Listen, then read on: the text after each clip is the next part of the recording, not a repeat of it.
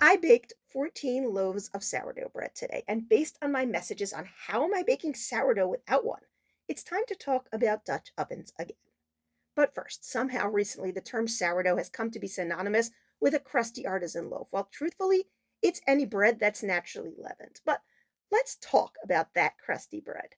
This style of bread was traditionally baked in a stone deck oven. This baking method holds in the steam of the baking bread, sometimes supplemented with added water, just enough to give a beautiful oven spring while drying out midway through the bake to ensure a crispy crust.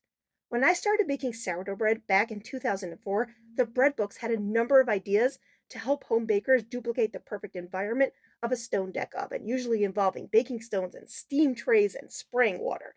After much trial and error, I finally found a method that worked for me, and I stuck with it until I finally got my stone deck oven when I started my home baking business, which I've since closed, but that's a different story. Anyways, in 2006, unbeknownst to me, Mark Bittman wrote an article in the New York Times that introduced to the world the idea of baking a crusty bread in a covered Dutch oven to mimic a stone deck oven.